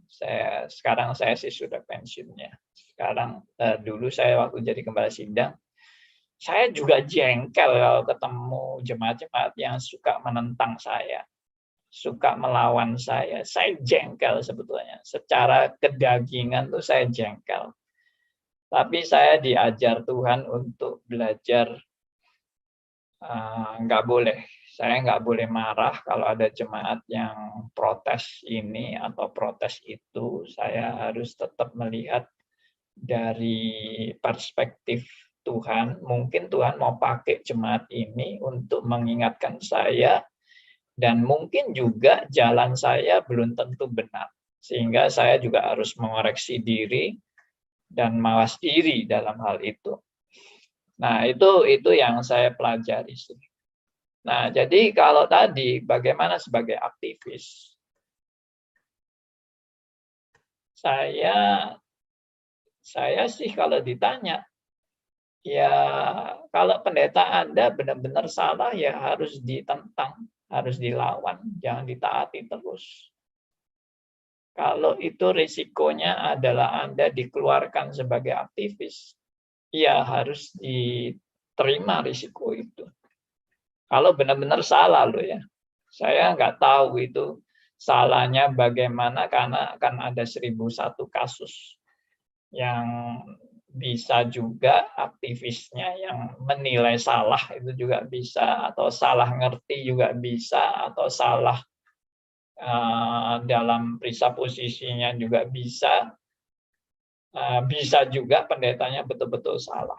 Nah, kalau memang betul-betul salah dan betul-betul terbukti, dan itu kalau kita taati terus sama saja dengan kita mengikuti ajaran setan dong. Ya. Kita harus juga, kalau kita cinta gereja itu, kita tidak ingin gereja ini ikut tersesat, kita memperingati. Mungkin pendetanya diajak ngomong dari hati ke hati, atau kita juga lapor kepada pendeta lain yang lebih senior.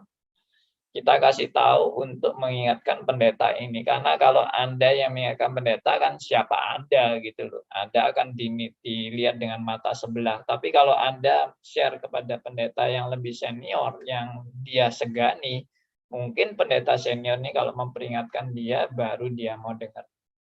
Itu juga bisa pakai jalan itu.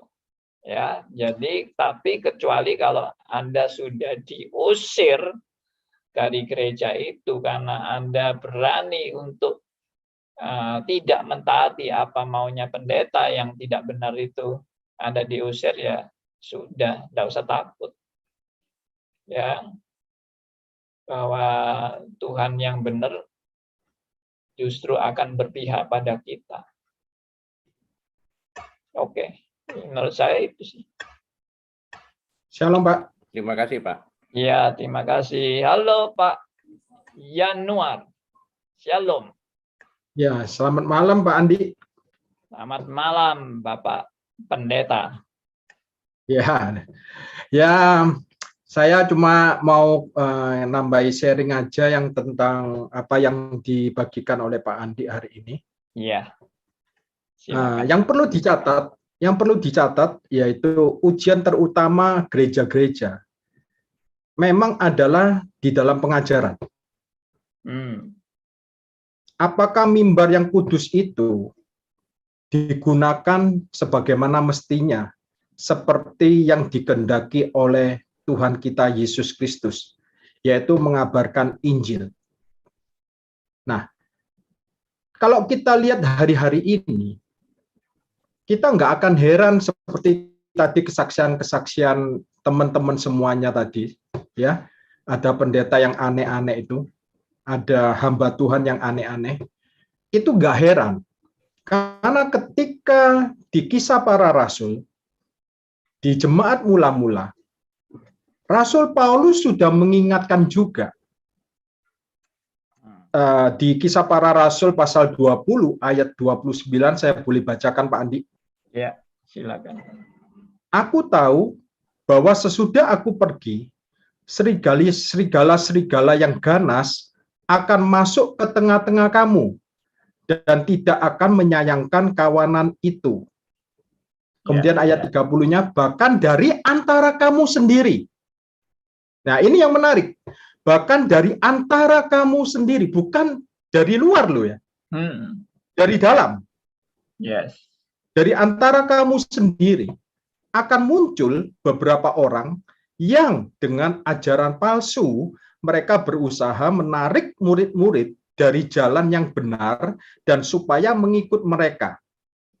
Sebab itu berjaga-jagalah dan ingatlah bahwa aku 3 tahun lamanya siang malam dengan tiada berhenti-hentinya menasehati kamu masing-masing dengan mencucurkan air mata.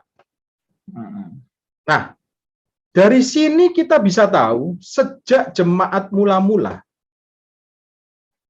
ada serigala-serigala, disebut serigala-serigala yang ganas. Bukan serigala-serigala yang biasa-biasa, yang ganas. Dan itu ada di antara kamu.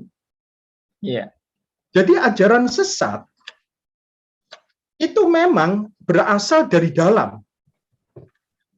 Nah, yang parahnya gereja-gereja hari ini, saya juga pernah mengalami di gereja karismatik dulu. Sebelum saya belajar dengan benar kebenaran teologi Alkitab ini. Ya. Dulu pesan gembala saya waktu di gereja karismatik ketika saya pelayanan di sana. Pesannya gini Pak Andi. Jangan pernah mendengarkan pengajaran dari luar. Nanti bingung. Dengar dari gereja kita sendiri aja. Loh ya nggak apa-apa, itu ya benar, itu menjaga kebingungan jemaat. Tapi kalau gerejanya sendiri itu justru mengajarkan ajaran yang nggak sehat, itu semakin jemaatnya kan makin tersesat. Nah, seperti di tempatnya Pak Andi Halim. Kenapa kita semuanya bisa belajar dengan benar dan kita bisa. Nah, saya ingin kasih contoh di kisah para rasul juga. Dikatakan di pasal 17 ayat 11, saya senang memakai ayat-ayat supaya kita tahu buktinya ya. Kisah para rasul pasal 17 ayat 11. Orang-orang Yahudi di kota itu, di kota Berea, itu lebih baik hatinya. Alasannya apa? Daripada orang-orang Yahudi di Tesalonika. Alasannya kenapa? Karena mereka menerima firman itu dengan segala kerelaan hati dan setiap hari. Nah ini perhatikan, setiap hari mereka menyelidiki kitab suci untuk mengetahui apakah semuanya itu benar demikian. Jadi mereka sendiri menerima itu juga menyelidiki Pak. Apa yang dikatakan orang-orang para rasul bukan hanya diterima ya sudah, amin, amin, amin. Tapi mereka membuktikan, oh iya ya benar. Seperti saya dengarkan Pak Andi ya. Pak Andi kan pernah saya undang di komunitas saya. Nah, ketika Pak Andi membagikan firman, kita juga menyelidiki Pak, apakah benar apa yang dikatakan pendeta ini. Nah, demikian juga saya sebagai gembala di komunitas saya selalu mengajarkan jemaat Tuhan supaya jangan hanya menerima kemudian diam saja, gak pernah menyelidiki kembali. Nah, kita kan sudah kasih tool-tool seperti Pak Andi tadi bilang, ada hermeneutik, ada kristologi, ada biblical, ada bagaimana membaca secara kontekstual, bagaimana kita membaca firman itu secara benar. Nah, kita kan sudah memperlengkapi mereka. Nah, ketika kita menyampaikan firman Tuhan, biarlah mereka menguji apakah firman Tuhan yang kita sampaikan itu benar apa adanya seperti orang-orang Yahudi di kota Berea ini. Yang menyelidiki setiap hari loh, setiap hari menyelidiki. Nah, pertanyaannya, apakah orang-orang yang di gereja sekarang punya kerinduan setiap hari menyelidiki firman Tuhan dari misalnya mereka mendengarkan dari kaset khotbah, mereka mendengarkan dari buku, membaca dari buku rohani. Apakah mereka menyelidiki? Apakah mereka tahu bahwa apa yang dikhotbahkan ini bukan comot-comot ayat, bukan mengeluarkan teks dari konteks? Apakah sesuai dengan konteks? Nah, ini yang masalahnya, Pak Andi. Masalahnya saya lihat di sini. Jadi mereka-mereka ini kemudian ditambahin dengan hamba-hamba Tuhan, pendeta-pendeta yang mau memperlindungi kepentingan diri sendiri, tidak mengarahkan orang kepada prinsip kebenaran firman Tuhan yang sebenarnya. Ya, itu aja. Saya mungkin saya tambahin itu, mungkin Pak Andi bisa menanggapi juga. Ya. Terima kasih Pak Andi. Ya. Terima kasih Pak Yanuar. Boleh saya tambahin, Pak? Tepat sekali apa yang Pak Yanuar sharingkan juga, bahwa jemaat tidak boleh cuma amin-amin aja, tapi juga belajar menyelidiki, menggali yang benar. Ya, saya aminkan itu. Cuma kembali lagi, memang belajar firman itu juga nggak boleh menafsirkan semau gue ya. Ya, betul. Ya, kalau baca Alkitab, rajin baca Alkitab, tapi menafsirkan dengan cara yang salah juga menghasilkan kesesatan. Salah satu bidat yang saya pernah perkenalkan adalah saksi Yehova. Dan saksi Yehova itu belajar Alkitabnya luar biasa. Ya. Saksi Yehova itu. Tapi ya itu tadi penafsirannya bagaimana itu menjadi problem itu. Oke, Pak. Ya, terima kasih, Pak. Mereka nggak tunduk kepada Alkitab, Pak. Tapi Alkitab suruh tunduk kepada pikirannya mereka. Masalahnya di sana. Betul, betul. Oke, Pak Roni, silakan Pak Roni, ada yang mau bicara ya. Oke, saya sangat senang sekali kalau tadi ada statement Pak Andi bahwa reform itu spirit ya. Reform itu adalah kembali ke Alkitab. Saya tidak sedang membicarakan gereja lain, itu bukan hak saya. Saya juga tidak sedang menghakimi gereja saya, tetapi yang menjadi saya ada beberapa catatan yang Pak Andi sampaikan tadi memang ada benarnya. Beberapa itu satu mengultuskan pribadi, ya, dan termasuk mengultuskan ajaran yang beliau sampaikan itu adalah ajaran yang paling benar, yang katanya dalam tanda petik dari Tuhan. Nah, masalahnya jemaat bagaimana tahu itu adalah ajaran yang benar dan tidak? Kalau jemaat itu tidak dianugerahkan Tuhan juga kesempatan untuk mengerti kembali kepada jalan yang benar. Saya bukan mengatakan itu. Contoh saya mengerti ini, saya pelajari YouTube-nya Bapak, itu Bapak dengan sangat gamblang, sederhana, saya tanda petik kampungan dan modern, menjelaskan tentang kedaulatan Allah. Dan itu sangat mendasar. Pondasi yang begitu kuat untuk kita bisa, saya sendiri membawa ajaran ini nanti ke sana. Nanti kalau ada waktu juga saya akan boleh ikut stres ya nanti, karena memang kerinduan untuk itu sangat besar. Kedua, memang jemaat ini sedang, bukan dalam arti tidak mau baca firman. Jemaat ini Bapak mungkin lebih tahu, namanya perkantas, yang namanya navigator itu begitu pembacaan Alkitab tahunannya, hariannya itu harus pakai report, ada reportnya.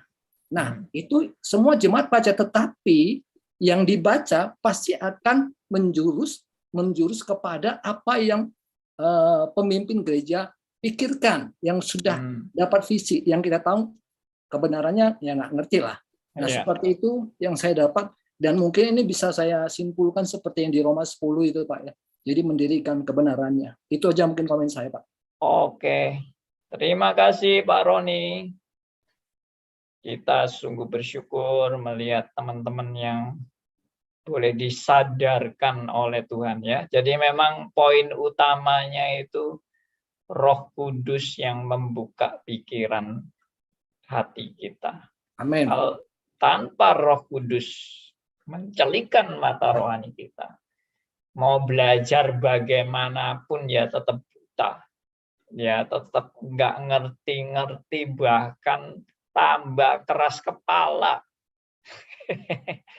Ya, ada orang yang makin belajar makin keras kepala. Aduh, kita sampai rasanya berat gitu ya.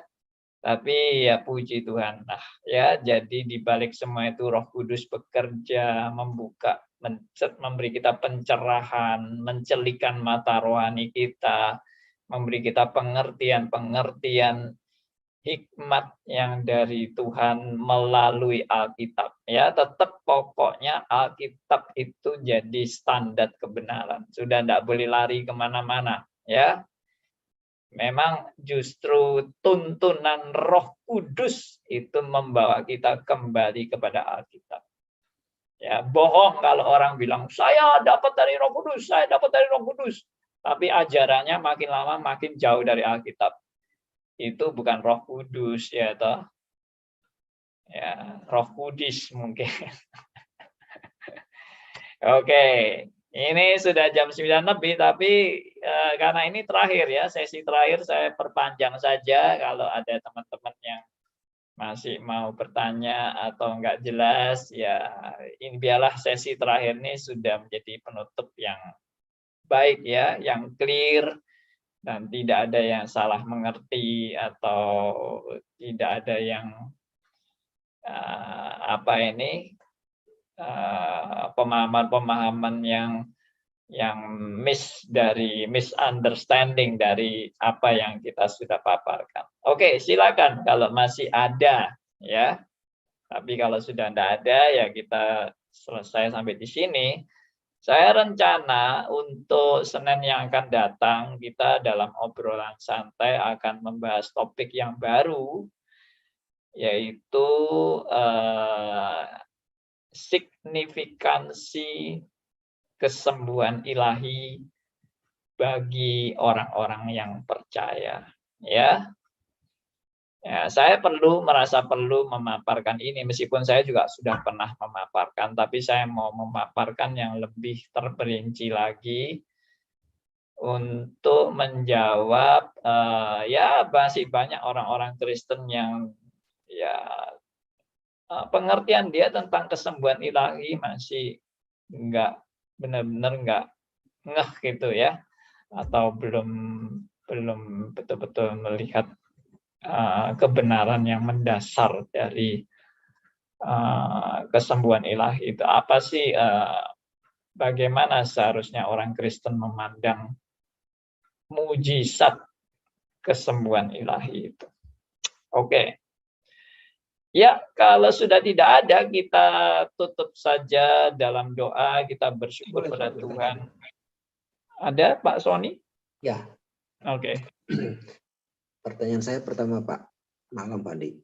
Apakah karismatik Pentakosta itu termasuk ajaran bidat atau bukan, Pak? Satu.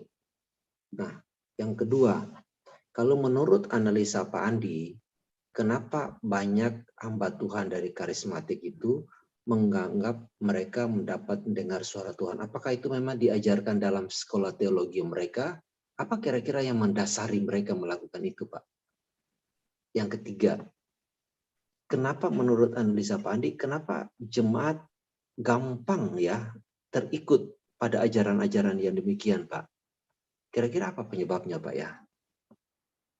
Oke. Terima kasih, Pak. Baik. Oke, jadi yang pertama, apakah karismatik dan Pentakosta termasuk bidat? Ya, dalam konteks sekarang ya, dalam konteks sekarang saya tidak bisa mengatakan bahwa mereka itu bidat. Meskipun saya juga tidak mengatakan bahwa karismatik dan Pentakosta itu benar-benar sudah alkitabiah. Ya maaf, saya harus mengatakan apa adanya. Jadi kalau melihat apa yang sudah saya jelaskan sesi-sesi yang lalu, ada satu poin yang harus disadari bahwa ini sudah merupakan satu penyimpangan, yaitu tidak benar-benar bersandar pada 3 prinsip reformasi yang diungkapkan oleh Martin Luther dan juga orang Reform, yaitu 3 sola: sola fide, sola gratia, sola scriptura. Sudah, itu sederhananya begitu aja. Ya, reform sih menambahkan dengan solus Christos dan soli Deo Gloria. Tapi itu it's okay dah, itu sudah termasuk dalam 3 sola mendasar yang dinyatakan oleh Martin Luther. Nah, kenapa saya katakan demikian? Karena sudah menyimpang. Karena misalnya ya, ajaran Arminian itu kan mengajarkan keselamatan itu bisa hilang atau Anda bisa gagal di tengah perjalanan hidup Anda kalau Anda tidak setia kepada Tuhan. Alias Anda bisa nggak selamat lagi. Meskipun tadinya Anda sudah menerima anugerah keselamatan. Nah, ajaran keselamatan yang bisa gagal di tengah jalan itu berarti menunjukkan perbuatan menentukan keselamatan. Bukan di awalnya, tapi di akhirnya. Nah, itu juga sepertinya faktor perbuatan sudah ditambahkan dalam sola fide. Sola fide itu sangat jelas sekali bahwa kita diselamatkan itu bukan melalui perbuatan, tapi hanya melalui iman. Apakah berarti kita tidak mementingkan perbuatan? No. Siapa yang bilang reform tidak mementingkan perbuatan? Kita sangat mementingkan perbuatan, tapi itu bukan syarat keselamatan. Nah, itu poinnya di situ. Jadi banyak orang salah pahamnya di situ. Yang kedua, pertanyaan yang kedua adalah kenapa kok hamba-hamba Tuhan itu banyak yang mengklaim mereka dapat perintah dari Tuhan secara langsung. Ya, apakah itu doktrin mereka? Yes. Doktrin mereka mengatakan bahwa sampai hari ini Tuhan terus bisa berbicara langsung kepada umatnya, kepada orang-orang pilihannya, kepada hamba-hamba Tuhan. Bisa bicara langsung. Dan mereka anggap bahwa sampai hari ini masih ada nabi atau rasul. Bahkan saya punya video pengangkatan seorang hamba Tuhan sebagai rasul Allah. Ya, itu ada itu pentabisan sebagai rasul Allah. Itu mereka percaya berarti sampai hari ini masih ada nabi sampai rasul dan Tuhan berkata-kata langsung kepada nabinya atau kepada rasulnya atau kepada hamba-hambanya. Ya, bahkan bukan hanya kepada hamba-hambanya, kepada jemaat pun Tuhan juga bicara langsung, secara direct. Nah, jadi mereka percaya sampai hari ini masih ada wahyu. Nah, itu sebetulnya cukup fatal sebetulnya. Kepercayaan ini cukup fatal dan sangat bertentangan dengan pengajaran doktrin Alkitab atau bibliologi yang saya ajarkan di STRIS. Ya, nah, semua ada dasarnya. Saya bukan ngawur, ya. Saya tidak asal ngomong, tapi saya akan ajarkan itu di kelas kuliah doktrin Alkitab dan doktrin Allah. Bahwa pola atau cara Allah berbicara kepada umatnya itu tiap zaman tuh Tuhan memakai pola-pola yang berubah, ya, yang tidak sama. Itu yang kedua.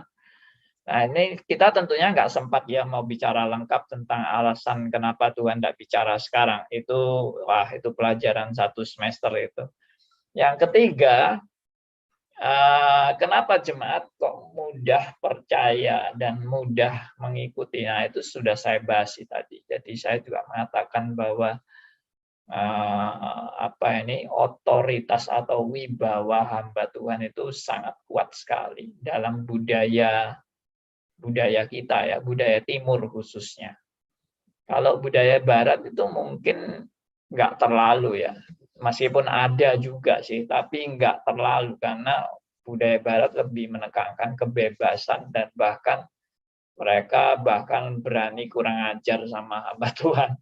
Ya, hamba Tuhan bisa dilempari telur busuk atau apa begitu ya. Itu budaya di sana sih, tapi nggak semuanya. Kenapa gitu? Memang sebetulnya ada ini ya, ada klausul yang mengatakan bahwa tempat penipuan yang paling mudah itu adalah wadahnya adalah agama. Itu tempat penipuan yang paling mudah. Ya. Jadi orang kalau sudah terlibat dalam suatu agama, sangat-sangat mudah dibohongin dan ditipu. Maka sangat berbahaya sekali loh. Ini bukan hanya agama Kristen ya. Semua agama menjadi tempat yang subur untuk penipuan-penipuan. Dan justru itu dimanfaatkan oleh para tanda petik pendeta-pendeta yang memang ya tujuannya memang memanfaatkan wibawa pendetanya yang sangat dihormati ini untuk mendapat manfaat demi kepentingan sang pendeta. Sehingga jemaat itu seperti bebek-bebek yang nuruti baris paling depannya, pokoknya ikut aja, sudah baris depan mau kemana bebeknya juga ikut, semua terjun ke jurang ya semua akan ikut terjun ke jurang. Ya itu sebetulnya kasihan banget ya. Jadi ya itulah, kita nggak perlu heran, agama memang tempat yang paling subur untuk suatu penipuan.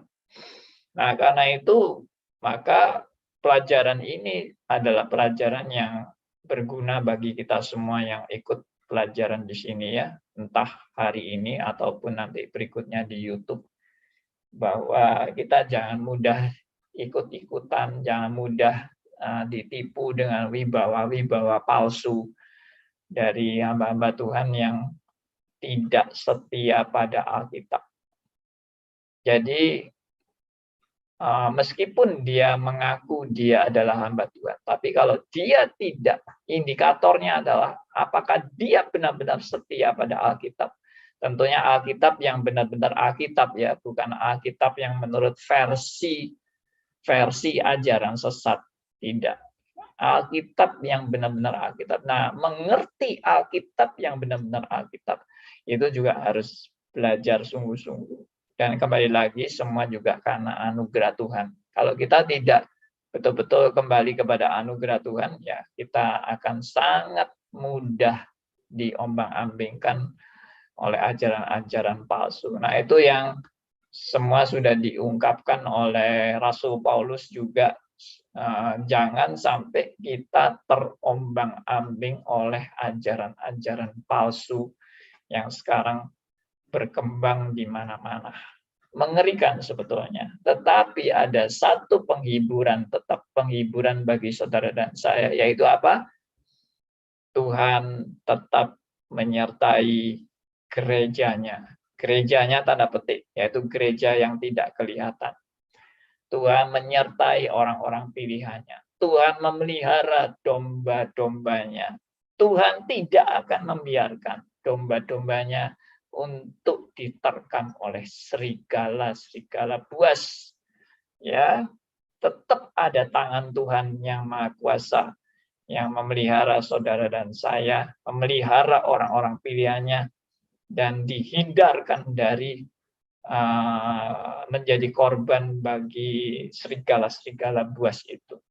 Gembala yang baik menjamin hidup saudara dan saya. Ya, biarlah ini boleh menjadi penghiburan sejati bagi kita semua dan boleh terus membuat kita giat belajar firman ya melalui forum-forum yang kita lakukan seperti hari ini. Tuhan memberkati kita semua. Dan saya yang pimpin doa ya, karena ini sudah penutup. Biarlah saya juga mendoakan semua saudara-saudara. Ya, mari kita tutup dalam doa dan bersyukur pada Tuhan. Bapa yang di surga, di dalam kesementaraan kami hidup di dunia, dalam juga keadaan yang tidak menentu dan tidak ada pegangan yang jelas, tapi Tuhan boleh terus menuntun kami. Tuhan membimbing kami. Tuhan mengarahkan kami. Tuhan melindungi kami. Tuhan memelihara kami. Tuhan mengarahkan kami untuk hari demi hari boleh lebih dekat kepada kebenaran firman-Mu. Terima kasih atas peringatan-peringatan, atas semua kejadian-kejadian yang sudah terjadi, supaya kami juga waspada.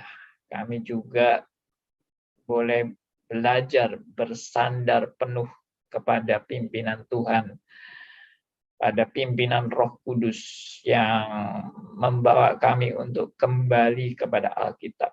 Terima kasih.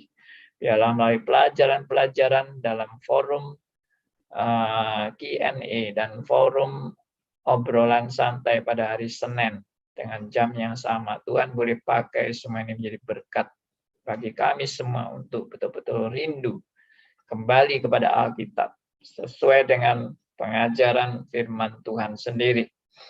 Tuhan berkati kami satu persatu dalam perjalanan hidup kami, meskipun kami hidup hanya sementara, tapi kami sungguh bersyukur karena kami boleh menerima nilai-nilai kekal yang daripada Tuhan untuk mempersiapkan kami pulang ke rumah Bapa di surga, dan juga untuk mempersiapkan kami menjadi prajurit-prajurit Kristus yang memberitakan kebenaran dan siap untuk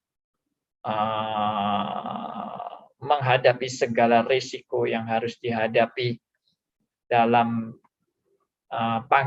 menjalani panggilan hidup kami sebagai saksi-saksi Kristus. Terima kasih. Tuhan memberkati kami semua yang berada di Zoom ini dan juga yang akan menyusul melalui YouTube. Tuhan memberkati semuanya. Dan Tuhan juga memberkati untuk tema yang baru yang akan dimulai Senin depan. Tuhan memberkati. Dalam nama Tuhan kami Yesus Kristus, Tuhan dan Juru Selamat kami yang hidup, kami berdoa. Amin.